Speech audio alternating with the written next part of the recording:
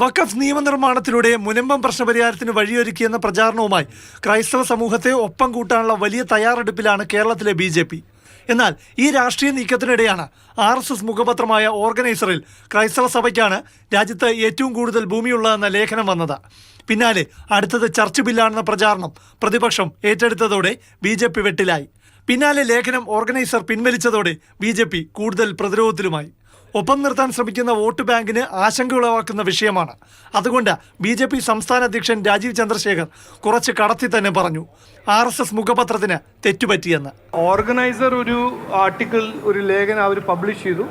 അത് അവർ ഒരു എററാണെന്ന് കണ്ടപ്പോൾ അവർ ഡിലീറ്റ് ചെയ്തു.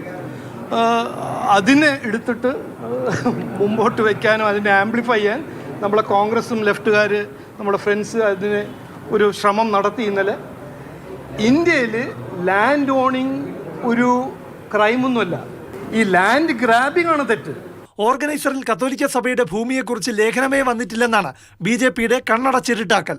കാരണം എന്താണെന്നോ? അതൊക്കെ 2012 സാധനം കുത്തിപ്പോക്കിയിട്ട് ഇപ്പോൾ ഓർഗനൈസറിന്റെ വെബ്സൈറ്റ്, ഞങ്ങളുടെ സ്ഥാപനത്തിന്റെ വെബ്സൈറ്റ് ഞങ്ങൾക്ക് കണ്ടറിയില്ല.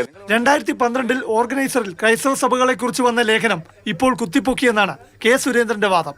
പക്ഷേ ഇപ്പോൾ പുറത്തു വന്ന ലേഖനത്തിൽ പറയുന്നത് 2021 കേന്ദ്ര സർക്കാർ രേഖകളെ ഉദ്ധരിച്ചുള്ള കണക്കെന്നാണ്. K. സുരേന്ദ്രൻ പറയും പോലെ 2012 ലേഖനമായിരുന്നെങ്കിൽ എങ്ങനെയാണ് 2021 സർക്കാർ കണക്ക് വരുന്നതെന്ന് എത്ര ചിന്തിച്ചിട്ടും പിടികിട്ടുന്നില്ല. BJP നേതാക്കൾ ശരിക്കും പ്രതിരോധത്തിലാണെന്ന് വ്യക്തം. പ്രശാന്ത് കൃഷ്ണ, മാതൃഭൂമി ന്യൂസ്, തിരുവനന്തപുരം.